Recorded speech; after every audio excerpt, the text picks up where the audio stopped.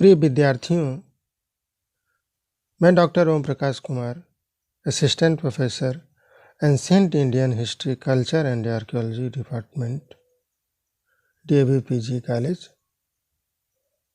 आज मैं आप लोगों के लिए मेथड्स ऑफ रिलेटिव डेटिंग्स, सापेक्ष तिथि निर्धारण की विधियों को चुना है, जो principle and method of archaeology UG 6 semester में पढ़ाया जाता है।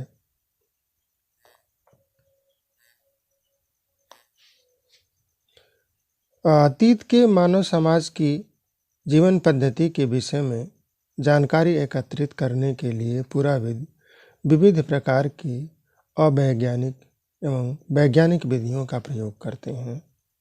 विशेषकर पुरातात्विक सामग्रियों के तिथि निर्धारण में इन विधियों की महत्वपूर्ण भूमिका होती है।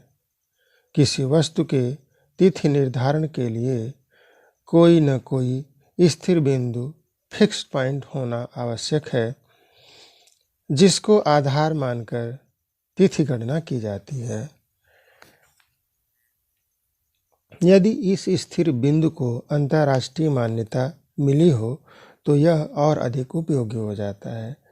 अगर कोई फिक्स पॉइंट इंटरनेशनल लेवल पर एक्सेप्टेबल है तो यह बहुत अच्छा है। इसी परिप्रेक्ष्य में ईसा मसीह के जन्म को तिथि निर्धारण की अंतर्राष्ट्रीय मान्यता प्राप्त है। जिस क्षण ईसा मसीह का जन्म हुआ उसी समय से ईसवी सन का आरंभ होता है तथा जन्म से पहले ईसा पूर्व होता है। उल्लेखनीय है कि तिथि निर्धारण के राष्ट्रीय एवं क्षेत्रीय स्थिर बिंदु भी होते हैं, जिसके आधार पर कालक्रम की गणना की जाती है। जैसे भारत में विक्रम संवत, यह एक जो राष्ट्रीय स्थिर बिंदु या फिक्स पॉइंट मान सकते हैं आप। इतिहास में काल की गणना सौर वर्षों में की जाती है, जिसके अनुसार एक सौर वर्ष की अवधि पृथ्वी द्वारा सूर्य की एक परिक्रमा को पूर्ण कर लेने को कहा जाता है। इसी सौर वर्ष की अवधि को बड़ी तथा छोटी इकाइयों में बांटा गया है, जिसे महीना, सप्ताह, दिन, मिनट और सेकंड में मापा जाता है। जब पृथ्वी एक राउंड लगा लेती है सूर्य की तो यह सौर वर्ष हो जाता है। कालक्रम निर्धारण की कई विधियां हैं, जिन्हें 2 वर्गों में वर्गीकृत कर अध्ययन किया जाता है। ये 2 वर्गों में जो बांटी गई हैं, इन्हें सापेक्ष तिथि निर्धारण विधि, रिलेटिव डेटिंग मेथड्स एवं निरपेक्ष तिथि निर्धारण विधियां, एब्सोल्यूट डेटिंग मेथड्स कहा जाता है। आज हमने अध्ययन के लिए रिलेटिव डेटिंग मेथड्स को लिया है। अगले क्लास में एब्सोल्यूट डेटिंग मेथड्स की चर्चा होगी। प्रमुख सापेक्ष तिथि निर्धारण विधियां निम्नलिखित हैं। इसमें पहला है स्तरीकरण, स्ट्रेटिग्राफी। इसको मैंने आपको सेपरेट एक क्लास दे दिया है। एक अलग चैप्टर है, जिसकी वजह से इस वीडियो में स्ट्रेटिग्राफी को समाहित नहीं किया जाएगा। दूसरा है प्रारूप की टाइपोलॉजी। तीसरा है अन्योन्याश्रय कालक्रम या क्रॉस डेटिंग। चौथा भू आकृति विज्ञान, जियोमॉर्फोलॉजिकल मेथड्स। अब उसके बाद जीवाश्म विज्ञान, पैलियोंटोलॉजी, फ्लोरीन विश्लेषण, फ्लोरीन टेस्ट, पूरा पुष्प पराग विश्लेषण विधि। प्रारूप की विधि क्या है? इस विधि को मॉर्फोलॉजिकल मेथड भी कहा जाता है। प्रारूप की प्रणाली इस सिद्धांत पर आधारित है कि समान आकार, प्रकार तथा एक जैसी तकनीक से निर्मित पुरावस्तुएं लगभग एक ही समय एवं एक ही सांस्कृतिक कालक्रम की होनी चाहिए। इसमें एक पुरास्थल के ज्ञात एवं प्रतिस्थापित पुरास्थलों के आधार पर अन्य पुरास्थलों के ज्ञात पुरावशेषों को कालक्रम प्रदान किया जाता है। मीन्स क्या है कि एक पुरास्थल पर जब कोई सामग्री ज्ञात कर ली जाती है, प्राप्त कर ली जाती है, उसको पब्लिश कर दिया जाता है, तो जब उसी तरह के पुरावशेष किसी एक नए पुरास्थल पर प्रकाश में आते हैं तो पब्लिश डेटा के आधार पर न्यू डिस्कवरीज या न्यू फाइंडिंग्स को नामकरण या संज्ञा प्रदान की जाती है। प्रारूप की विधि को प्रागैतिहासिक उपकरणों एवं मृत भांडों के अध्ययन में उपयोगी पाया गया है। मीन्स यह टूल टाइप्स और सिमेट्री दोनों के लिए, सिरेमिक्स दोनों के लिए महत्वपूर्ण होता है। इस विधि का प्रयोग प्रागैतिहासिक उपकरणों एवं प्रागैतिहासिक उपकरणों पर फ्रांसुआ बोर्ड तथा मिट्टी के बर्तनों पर फिलिंडस पेत्री ने किया था। फ्रांसुआ बोर्ड ने यूरोप के पाषाण काल के महत्वपूर्ण संकलनों का अध्ययन किया था और इस विज्ञान के आधार पर फ्रांसुआ बोर्ड ने यूरोप के मध्य पुराप्रस्तर काल के 62 उपकरण प्रकारों की पहचान की थी। जब उन्होंने प्रारूप की विधि के आधार पर डिफरेंट तरह के उपकरणों का क्लासिफिकेशन किया तो उन्होंने ये पाया कि जो उपकरण प्रकार हैं वो बहुत सारे हैं और बहुत सारे उपकरण प्रकारों को उन्होंने 62 जो है कि टूल टाइप्स के रूप में पहचान करी। फिलिंडस पेत्री ने मिस्र के प्राग राजवंश की कब्रों के मिट्टी के बर्तनों को प्रारूप की विधि के आधार पर पहचानने एवं कालक्रम प्रदान करने का प्रयास किया था। प्रारूप की विधि द्वारा ही 1816 ईस्वी में डेनमार्क के राष्ट्रीय संग्रहालय के संग्रहालय अध्यक्ष सीजे थॉमसन ने मानव इतिहास को पाषाण काल, कांस्य काल और लौह काल में वर्गीकृत करने में सफलता पाई थी।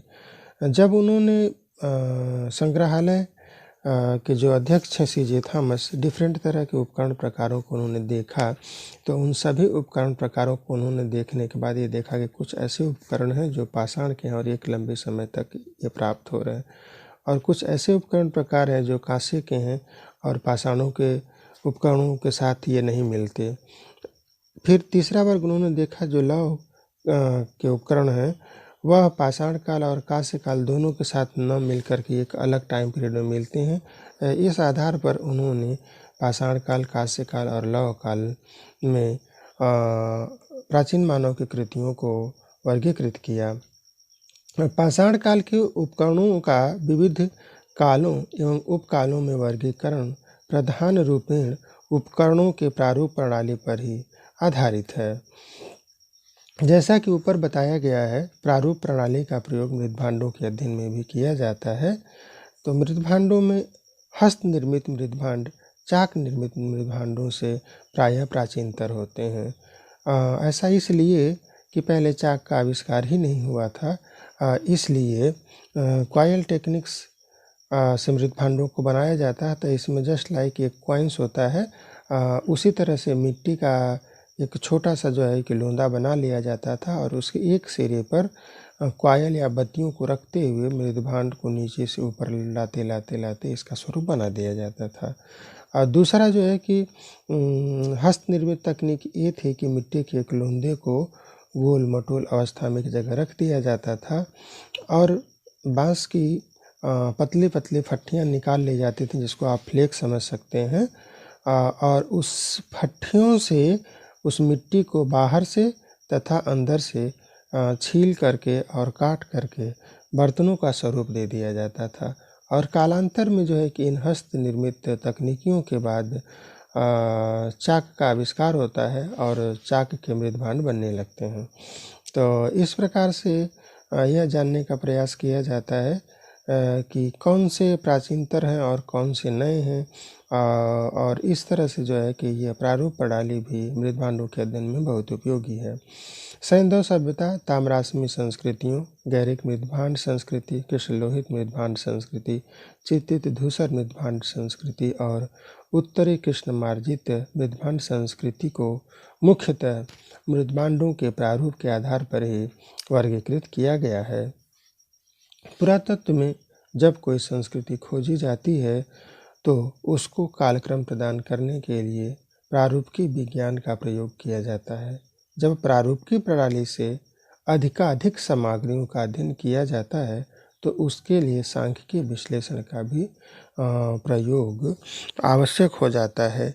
सांख्यिकीय विश्लेषण में ये किया जाता है कि किसी एक पुरा स्थल से जो विविध प्रकार के वस्तुएं हैं चाहे वह टूल हो या फिर मृदुभांड हो, उन सभी के परसेंटेज को जानने का प्रयास किया जाता है और उस परसेंटेज में यह स्पष्ट हो जाता है कि मृदभांडों में कौन से मृदभांड प्रकार अधिक हैं और उपकरणों में कौन से उपकरण प्रकार अधिक हैं।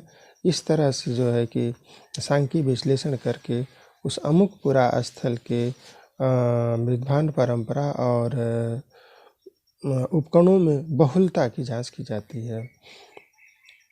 अन्योन्याश्रण कालानुक्रम क्रॉस डेटिंग, जब अज्ञात पुरावशेषों, स्तरों तथा सांस्कृतिक कालों का कालक्रम किसी ज्ञात पुरावशेष, स्तर तथा सांस्कृतिक कालों के आधार पर निर्धारित किया जाता है तो उसे ही अन्योन्याश्रण कालानुक्रम या अन्य पर आश्रित कालानुक्रम कहा जाता है।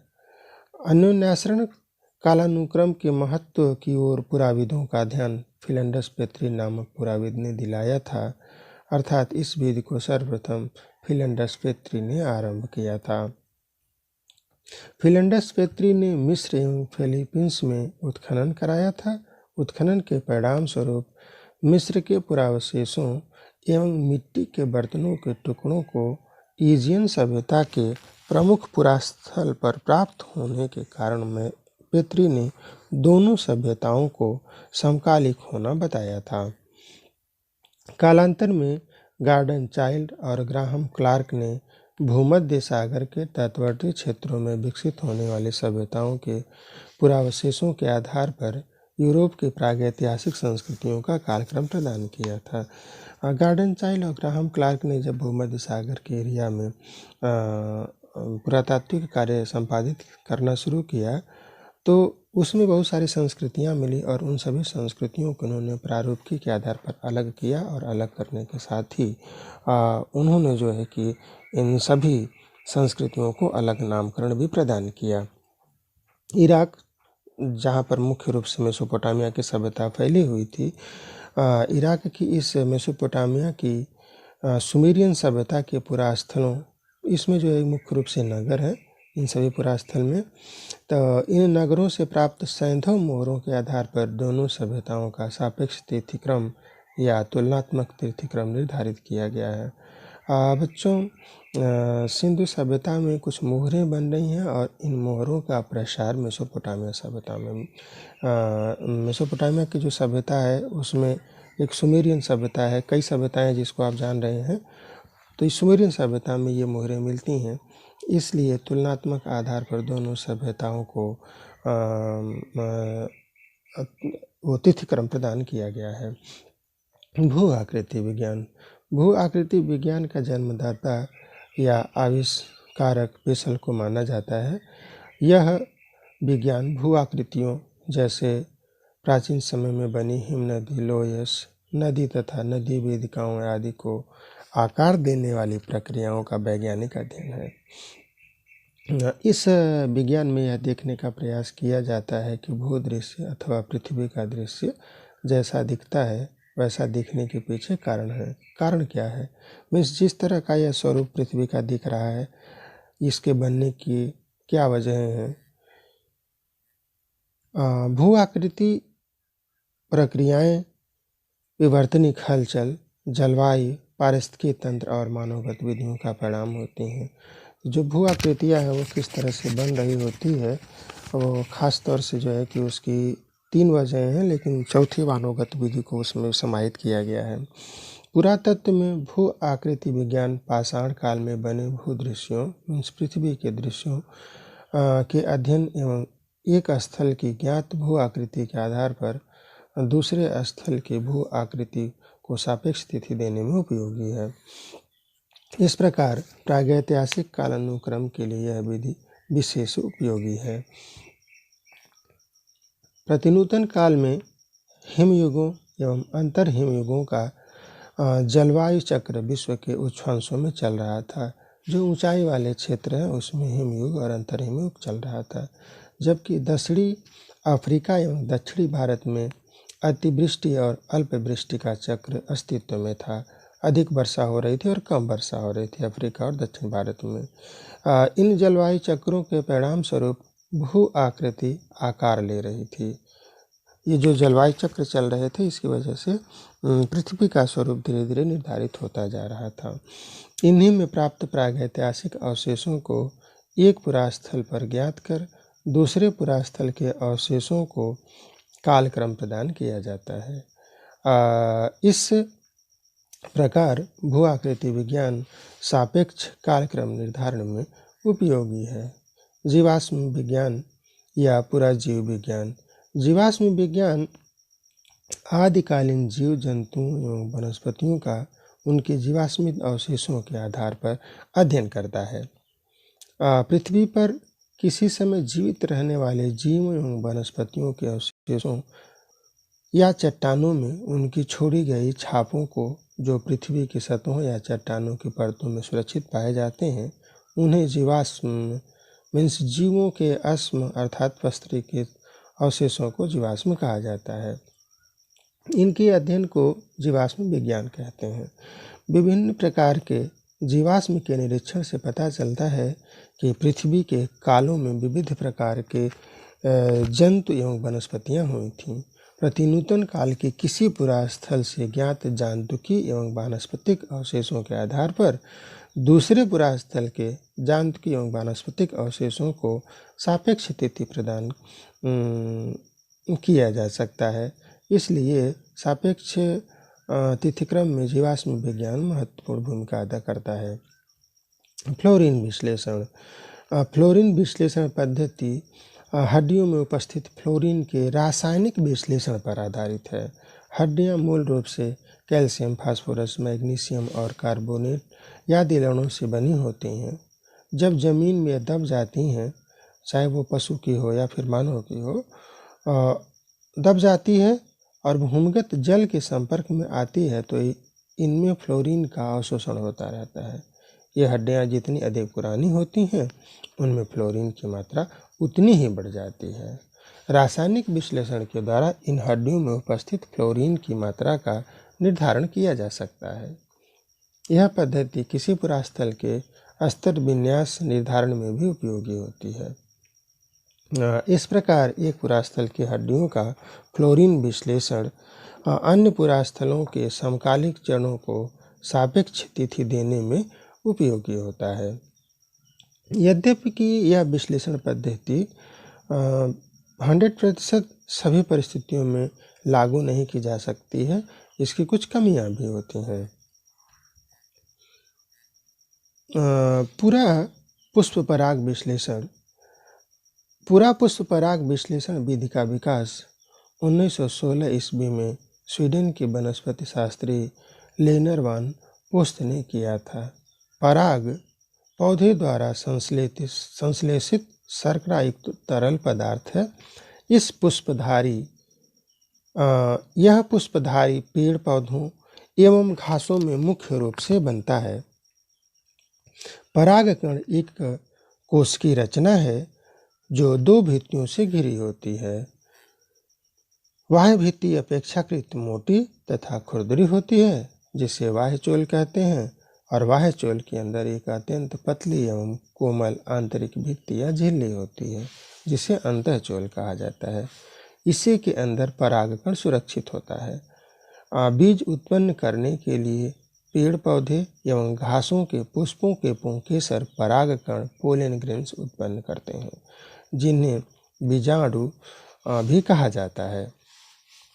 परागकण सामान्यतः 0.01 मिलीमीटर से 0.1 मिलीमीटर माप के और 10 पावर -9 या 10-9 घात ग्राम भार के होते हैं। ये कण जब वायु, जीव जंतुओं और कीट पतंगों द्वारा एक स्थान से दूसरे स्थान पर फैल जाते हैं या फैला दिए जाते हैं तो इन्हें पर परागण कहा जाता है। इन्हें पुरा वनस्पति शास्त्री एवं पुराविद मुख्यतः उत्खनित खंतियों की अनुप्रस्थ कांटों या सेक्शनों से इकट्ठा करते हैं।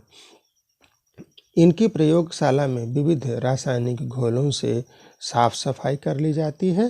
तत्पश्चात इलेक्ट्रॉनिक सूक्ष्मदर्शी से 200 से 600 मैग्नीफाइंग करके या बड़े आकार में करके इनका अध्ययन एवं विश्लेषण कर लिया जाता है। इसके परिणाम स्वरूप वनस्पतियों का खाका स्पष्ट हो जाता है। ये वनस्पतियों का खाका किसी एक क्षेत्र में जब प्राप्त कर लिया जाता है तो उसके आधार पर अन्य क्षेत्रों में जब अनुप्रस्थ कांटों से पोलन ग्रेन इकट्ठे किए जाते हैं तो उनको भी व्याख्यायित करने का प्रयास किया जाता है। उपसंहार: सापेक्ष तिथि निर्धारण विधि वैज्ञानिक विधियों की तुलना में अधिक उपयोग की जाती है, क्योंकि यह विधि वैज्ञानिक विधियों से कम खर्चीली एवं आसान विधि के रूप में पुरातत्वविदों के सम्मुख उपस्थित होती है, क्योंकि यह बहुत श्रम साध्य नहीं है। यह विधि तिथि निर्धारण विधियों में मुख्य रूप से ज्ञात पुरावशेषों से अज्ञात पुरावशेषों को तुलना करके तिथि प्रदान करने में उपयोगी मानी जाती है। इसकी उपयोगिता को देखते हुए इस प्रकार यह भविष्य में भी तिथि निर्धारण विधि सतत रूप में प्रयोग होने की संभावना है, क्योंकि भारत या वैश्विक परिप्रेक्ष्य में वैज्ञानिक विधियां जो होती हैं वो अधिक श्रमसाध्य हैं और उनको आसानी से संपादित नहीं किया जा सकता है। इसलिए सामान्यतः सापेक्ष तिथि के आधार पर तिथि निर्धारण करने का प्रयास किया जाता है। जब सापेक्ष तिथि के आधार पर तिथि निर्धारण संभव नहीं होता है तो वहाँ वैज्ञानिक विधियों द्वारा तिथि निर्धारण ही उपयोगी हो जाता है। धन्यवाद।